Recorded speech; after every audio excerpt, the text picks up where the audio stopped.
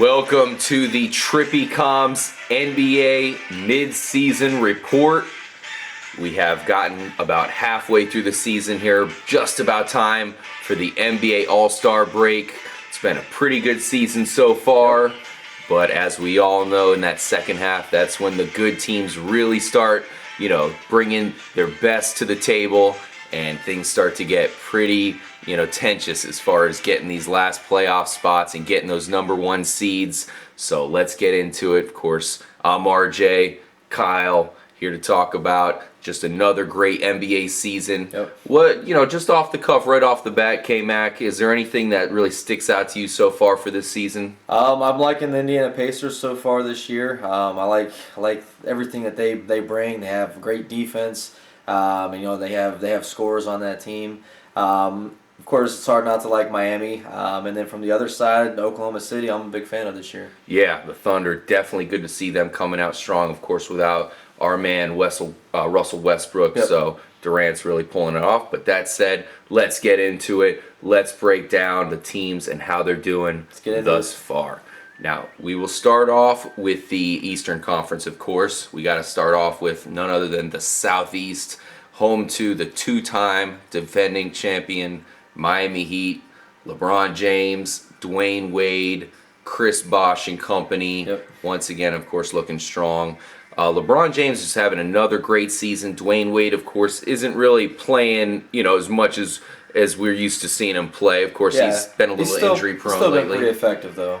Yeah, he's been getting the job done in the games he plays. And the games he doesn't play are games that the beast LeBron James kind of steps it up. Yeah, LeBron James by far the best overall player in the game. I still think Kevin Durant's probably a better scorer, but defense, able to move the ball around, his vision, and just his leadership. He's really the heart and soul behind that team. Yeah, absolutely. So you got to give it to him. I think there's no doubt he's making the playoff, or they're making the playoffs. The Heat, they're on coast right now, and to see him still with a 7.714 win percentage, I think we know the best is yet to come, and they're going to be a strong candidate for that number two seed, going behind the Pacers, who I think right now seem like I don't see them slowing down. I think they're going to grab that number one seed. Yeah. Moving on, you got the Hawks. Of course, they lost the big guy Al Horford, so it's really tough to see that. Paul Millsap made the All-Star team, and they're going to make the playoffs. Right now, they're barely treading 25-24. Yeah. You got the Wizards and John Wall right behind them. Yep. Any favorite you got there between those two teams? They're going to be battling out for a playoff spot come towards the end of the season. Yeah, and they're locked up right now. I think Washington's only a half game behind them right now. Mm-hmm. So I like Washington just because Atlanta has that. They lost Al Horford. Now, he was a big part of that team. He's been a big part to them in the past couple of seasons. I like Washington end up taking the number 2 spot. Yeah, of course. Bobcats and Magic, terrible as usual, unfortunately. Not even worth talking about. So, of course not. But I got to say, we here Trip Comms have been talking about the Wizards a lot lately with John Wall. And I think they're going to be a team you're going to see surge and make a strong push for the playoffs. Moving on to the Atlantic Division, that's a really tight-knit conference right now with all these teams really bunched up. You got the Raptors and Nets that are right next to each other. Of course, 2.5 games separate them. The Raptors, DeMar DeRozan. The Nets started off terrible. Jason Kidd was a joke as the first-year head coach there, but you got to give credit to Joe Johnson. They lost Brook Lopez, and a lot of those guys have stepped up, and they've been one of the hottest teams as of late. Yeah, and they have a lot of big names on this team, but you just got to see those big names come and play. And maybe some of these older guys, like Paul Pierce and Kevin Garnett, they've played many seasons in the NBA. I think they're kind of holding off in the beginning of the season to kind of to be healthy and strong enough and able to get through the second half of the season, So could see a little surge from them here coming in the second half. Yeah, and I'm sure we do have to credit some of their resurgence to that veteran leadership that they have in the locker room. We all know Kevin Garnett. That's a guy you want on your team. Even at this age, you just want him behind you. He's going to be giving you some good advice, stuff like that. So I'm sure that's why they've been able to surge back. A lot of veterans on this team. Hopefully they can last the whole season. Yeah, including their coach, Jason Kidd there, who's kind of learning on the job this year. Yeah.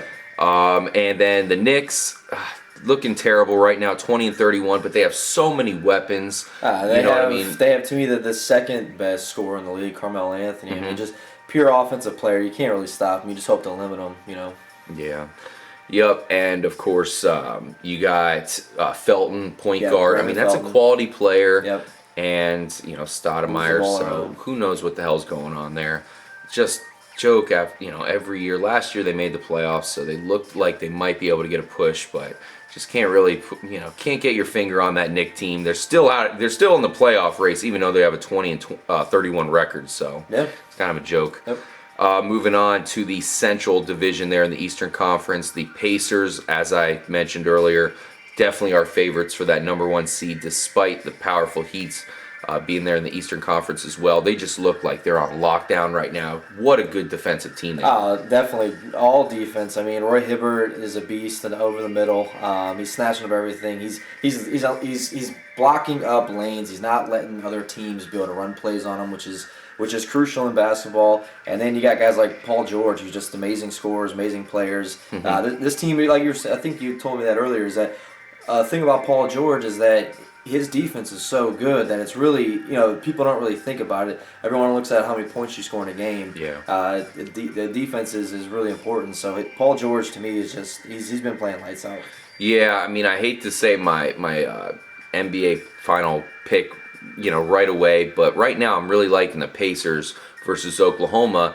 And I'm a big Miami supporter. I love Miami. I just like what they're representing lately. I just like a lot of their players and their team. Yeah. And I think they're doing a good job at representing a good team in the NBA. I know that's disputable, but what I'm getting at is I actually really like the Pacers over the Heat this year. I think this is the year that they're just going to beat them outright. And I think when they do play in the series, I think the Pacers beat them outright. But that's something I just kind of wanted to allude to as we will talk about the playoffs, of course, coming up after the halftime here, or the All-Star break. Yep. The Bulls doing a good job hanging in there without D Rose. Another good defensive team. Yeah. The big center Noah, they're getting it done. So hopefully they can stick in there. I'm disappointed about the Rose situation, aren't you, man? Yeah, it's unfortunate, man. It's really. I mean, he held off in the playoffs last year so he could play a full season this year, and it's like it almost makes you think. If you're healthy to play, in the way the league is right now, you got to play when you're healthy. I always questioned him not playing in the playoffs, but his plan was so he could play and be healthy this year, and that doesn't happen, man. Yeah, that's out the window, man. I really hope he can get healthy. From what I've been reading a lot about it. I've been reading a lot about it lately, and I'm starting to get optimistic. At first, when I heard it, I was like, man, is this guy ever going to be the same? I mean, bottom line is he's a point guard that is depending, on his legs. He needs all this stuff to be healthy. His speed was one of his, biggest attributes is how quick he could drive down the court, and that was, hopefully he doesn't lose his stuff, man. Meniscus injury, so hopefully he can heal back from that. We'll see next season, of course. Actually, there's still a chance. People are saying that he might make it back to the playoffs. I don't really see the Bulls making that big of a run. I think there's too many other good teams in the East this year for that to happen, including like the Wizards. I think could probably beat them. Yeah. I think the Raptors are coming on right now, and even if Brooklyn gets, if they can start to keep this surge going, that's going to be a dangerous team. A team that was a laughing stock at the beginning of the season is all of a sudden going to be highly respectable. Yep. So that's the Eastern Conference. Of course, we like the Heat right now quite a bit. We like the Pacers, and then there's a lot of minor teams under there that are going to be nipping at their feet, trying to take them down. Yep. But both of those teams certainly bring defense to the table, and that's what makes them big bullies. It's like good luck pulling an upset against a team that's going to knock you around. Yep. That's not easy. All right, so moving on to the Western Conference, the mighty Western Conference. Of course, you alluded to, me and you were talking earlier today, and you were saying, man, there's just so many powerhouse teams in the West. Yeah, I mean, and they just kind of tower over the East at this point. You got 6 teams right now over 600. You got Dallas is just under 600. You look in the East, there's only like 4 teams. Or actually, there's only 2 teams that are over 600. It's crazy how good they are. A lot of big time scorers out in the West, and I'm more interested this year in the West because I look at the East and I say you got Indiana, you got Miami. Underneath that, I don't really see any of those other teams being able to get to the finals. I look in the West, man. There's some teams that could really upset, a lot of these teams in the playoffs. So Yeah. Of course, starting with the Northwest division there, you got the Thunder. Like you said, man, we like them a lot. yeah, I like them to get to the finals this year. In fact, I like them quite a bit. The only other team I think has a chance to maybe stop them is the Spurs, but that's because they're still going to get Russell Westbrook back and Durant. I'm so impressed by him this year. I think he's taken the next step, which is so funny to say because he's such a beast. But this year, I think he's really turning it on even more. to me, it looks like the game's starting to get a little too easy for him. I mean, he's really. It looks like he's looking for a challenge every night, but he's still not getting it because he's putting up ridiculous points every single night. Yeah. Yep. And then, of course, you have the Trailblazers right underneath them.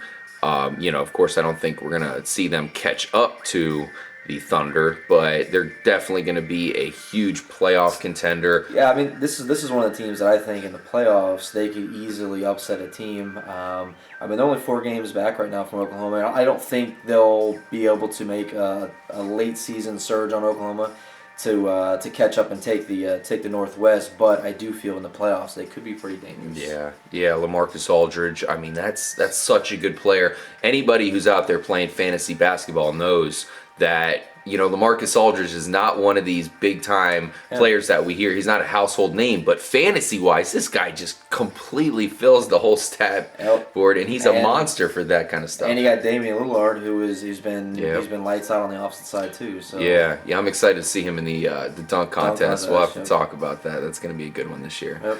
Of course, Paul George gonna do that, so that's gonna be nice to see Paul George trying to make a name for himself as one of the number 1 dunkers in the league. Kind of does it already in the games. Oh yeah, and we've seen him in the contest before. We know he definitely is capable of putting up some big time dunks. Yep. So Timberwolves kind of hovering down there. They have a losing record, but we know that they could surge. Kevin Love really putting up an MVP caliber season. Yeah, he looks great. I mean, if Minnesota can somehow have a second half surge and make it to the playoffs, I mean, you could definitely talk about Love with MVP. It's a damn shame that he of course has no help really, just nobody around that's on the same caliber as he is. But I think I hate to see it, but one day I'd love to see him get in a better situation. I'm just a big fan of the guy. It's going to happen. Of course it will. It's going to happen. A lot of rumors about him going to the Lakers. He's from that area. Of course, he's related to the Beach Boys guy there. So definitely it'd be nice to see him in a big time situation. We'll see it eventually, but probably not going to make the playoffs this year. It's a shame because he deserves it. He's so good. He's really impressive. Big time forward. And so you got the Jazz, who are going absolutely nowhere, rounding out the Northwest. Okay. Let's move on to the team that is just unstoppable year after year. You can't stop them from making the playoffs. Consistent. That's the San Antonio Spurs. Yeah, Tim Duncan, man, just still plays at such a high quality. As old as he is, I mean, that guy's just been consistent every single season. It's amazing. Yeah, and it's been another impressive season for him just because they've dealt with these little injuries here and there. Yeah. Danny Green getting nicked up. Yep. Tiago Splitter, who's really developed into a big-time player, defensively at least. He's been in and out of the lineup, so they've been dealing with some nicks and bruises here, but obviously they're pulling out. And as we mentioned earlier, a lot of these teams are saving up their best for the stretch run, and it's good to see Tony Parker, healing up just in time for that. Of course, Tim Duncan's a brick wall, so we'll see how it goes. I think they have a huge chip on their shoulder after the finals last year. They had that one. There's no doubt about it. I mean, they're probably the best coached team right now in the NBA. We know when they get in the playoffs that they're going to have schemes drawn up to make themselves better in every team, and they're going to run it, as efficiently as possible. That's why they're always so consistent. That's why when they get in the playoffs, they play so well. Tony Parker becomes a whole other animal in the playoffs. Don't be surprised if they go far in the playoffs again this year. Of course. And I do want to say I really like the coaching job of the 2 young guys, Frank Vogel and Spoelstra for Miami. Spoelstra, very underrated. Yeah. But both of those guys, I think, are going to pass by Popovich pretty soon. But as you said, Popovich still the king of coaching right now. You can't get around it. Nope. So you got that's a good division. The Rockets, Very of good. course, look pretty strong. You got Dwight Howard doing his thing, playing good defense down there. Harden's a top, 15 to 20 player in the league, and Yep. he can score at will. Many nights you see him go off. Mavericks just once again, even without Sean Marion, have been able to be pretty impressive. Dirk Nowitzki, huge motherfucker out there. Still plays at such a high level. I mean, And another thing you mentioned, just all these good teams. You got the Grizzlies, who look pretty good this year. They're sitting at 27 and 23, but we'll see if they can make the playoffs because they definitely got some competition there. they do. And our boy Anthony Davis there with the Pelicans, that's another improving team. That guy's a monster. Yeah, he is. So, who knows where that can go. I mean, I don't think this is their season, but I think you're going to see the Pelicans making a jump in the standings probably, as early as next season. Yeah. Good defensive young team there. Moving on to the Pacific Division, where you have the Clippers. That's a team I think me and K-Mac really want to give a lot of credit to because they've been without Chris Paul. Yep. And I don't know about you, Kyle, but I doubted them. I mean, I was like, damn, Blake Griffin, they're going to really have to base off of these second-level players. They don't have the superstar, and they've held the ship, going. They And don't have Chris the Paul's superstar, about to be back. but they have a few guys that are stepping up big every night. JJ Redick was a huge signing for them. Mm-hmm. He's really played pretty well. DeAndre Jordan is a beast center. DeAndre Jordan, exactly, a beast center. They just got guys that are filling in and they're playing good. Blake Griffin's still doing his thing. He's averaging about 24 points a game, so he's getting it done. And shoot, as soon as Chris Paul comes back, this team's going to be dangerous. Absolutely, and he will be back soon. Things sound pretty good there. Everything sounds pretty optimistic. You got the Suns, who are having a pretty decent season this year. They're going to be a playoff team, so it's good to see them. Unfortunately, Eric Bledsoe, I'm a big Eric Bledsoe fan, point guard there. He's been a little bit nicked up. It's nice that they have Gerald Green that they can just throw in there whenever he gets injured. And Goran Dragic has been unbelievable as well. Yeah, you got to give the Suns credit, man. I really like the team they really built there. pieced together a team of people that aren't household names, and they're doing really well. They're all playing well together. Yeah, you got to be impressed with teams when they have those backups like Gerald Green, where not even a starter, but the guy comes in and he's a scorer, and it's nice having those backup scorers. That's what's made teams like San Antonio so good for so long. It's just the depth. It's a big deal in the NBA. I mean, these guys only have 5 starters, so you need somebody who can come in and pretty much just take over as if their real starters never left the court. Yeah, your bench is huge, man. The good teams have good benches. Mm-hmm. So the Warriors, another team we like quite a bit, Steph Curry. That's an extremely exciting team. Talk about a team that can make a run in the playoffs. Yeah. I love the Warriors playing it. Very exciting brand. And you got the Lakers and the Kings. Terrible seasons for them. They're rounding it out. And it's funny because the Kings, people are starting to get behind them because they got some good young players, but it's just not happening over there. But yeah, going back to Golden State, Andre Iguodala, huge addition. They got him at like the last. We didn't think he was going to go to Golden State. I know. They picked him up at the last second before the season started, and he's been the player. He's always been such an underrated player too. I mean, he hasn't had as good of a season yet that I expected him to have, but I mean, he's one of those guys that in big games he's going to come through for you. Yeah, see, he does a lot of things that don't show up on the stats. He's the guy who's diving after the ball. He's just a tough guy. Yep. And certainly he's one of those guys you want on your squad. Yep. So, yeah, you got a pretty close, there's a lot of teams, as we said when we started this off, a lot of teams that we really like. It's going to be hard to pick out. Right now I'm picking the favorites, unfortunately, with the Pacers and the Thunder. I really feel good about that. But there's a lot of these teams, these secondary teams, that are definitely capable of making a run in the playoffs when it counts. Yeah. Who's your sleeper team, just to kind of end off this little half-season report here? I like the Clippers, and like I said, I like Portland as well. I think both those teams could make surges. Obviously when Chris Paul comes back to the Clippers, they're going to be pretty much unstoppable.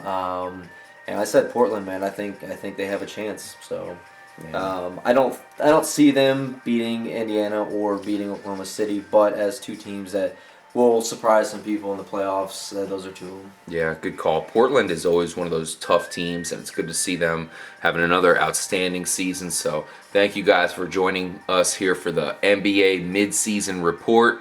I think we all know the best is yet to come. The second half is always when it's, all these teams step up. Yep. The playoffs get ridiculously exciting, Yep. and I think we're in for another huge finale to this season. A lot of teams want it bad. They're not just trying to win it. Oh, maybe we'll have a great season. You can tell these teams can taste it, and they're going for it. They think they can take out the Heat. Yeah, no, I mean they don't want to see Miami get there and win a third one. You can't let that happen. No, can't let that three-peat happen. Nope. But we'll see, because we know the Heat, man. They are definitely up for the challenge. Thank you guys for joining us here at Trippy Commentaries. Please make sure to subscribe, as we will always be bringing you the most up-to-date NBA news, and we'd love to hear your comments. We'll get back to you as soon as we can whenever you drop those comments. We're always there for you guys, and we'll catch you next time. Peace out.